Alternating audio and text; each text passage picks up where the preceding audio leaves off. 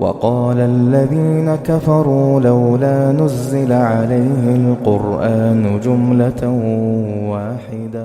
اعوذ باللہ من الشیطان الرجیم، بسم اللہ الرحمن الرحیم۔ السلام علیکم ورحمۃ اللہ وبرکاتہ۔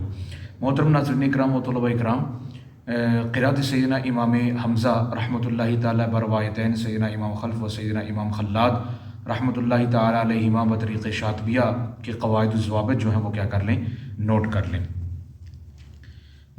مختصر سے قواعد و ضوابط میں آپ کے سامنے رکھ رہا ہوں۔ ٹوٹل جو ہیں وہ 8 قواعد ہیں۔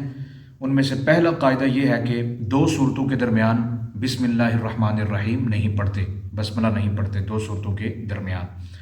دوسرا قاعدہ یہ ہے کہ مد متصل اور مد منفصل میں 5 الفی لمبا کر کے کیا کرتے ہیں، پڑھتے ہیں۔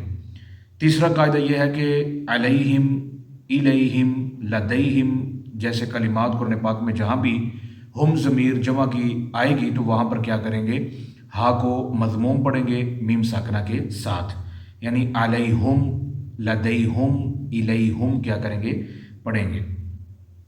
آگے جو چوتھا قاعدہ ہے وہ یہ ہے کہ جاء اور شاء جیسے کلمات جہاں بھی قرآن پاک میں آئیں گے تو وہاں پر بھی کیا کریں گے، امالہ کریں گے۔ جاء ہے تو جی اور ما شاء ہے تو ما شیء، یعنی امالہ کر کے کیا کریں گے، پڑھیں گے۔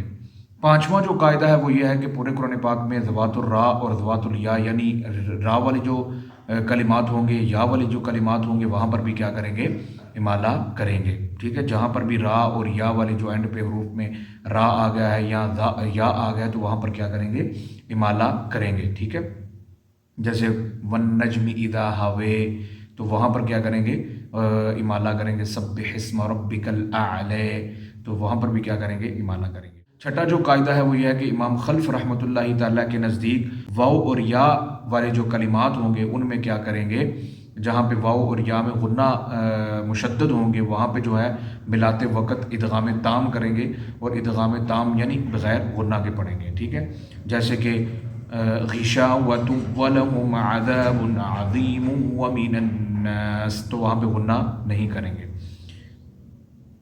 آگے جو 7واں قاعدہ ہے وہ یہ ہے کہ جہاں پر بھی شیء اور الف لام یعنی حمزہ ہو تو حمزہ والا جو الف لام ہو تو وہاں پہ کیا کریں گے، امام خلف رحمۃ اللہ تعالیٰ کے نزدیک کیا کریں گے، سکتہ کریں گے۔ جیسے ان اللہ علی کل شیء قدیر وبالیوم الآخر۔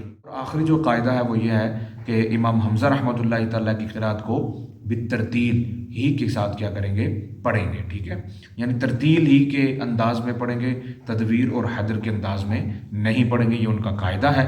تو لہٰذا ان کے قاعدے کے مطابق ان کی قرأت کو کیا کریں گے، ترتیل کی صورت میں پڑھیں گے۔ تو محترم ناظرین کرام و طلباء کرام، یہ تھے مختصر سے قواعد و ضوابط قرأت سیدنا امام حمزہ رحمۃ اللہ تعالیٰ بروایتین سیدنا امام خلف و سیدنا امام خلاد رحمۃ اللہ تعالیٰ علیہما بطریق شاطبیہ جو میں نے آپ کے سامنے رکھی ہے۔ امید ہے کہ آپ نے اس کو نوٹ بھی کر لیا ہوگا، نوٹ کر لیا کریں، لکھ لیا کریں تاکہ بعد میں جو ہے وہ آپ کے لیے سیکھنے اور یاد کرنے کے لیے آسانی رہے۔ اگلے لیسن میں ملاقات ہوگی۔ السلام علیکم ورحمۃ اللہ وبرکاتہ۔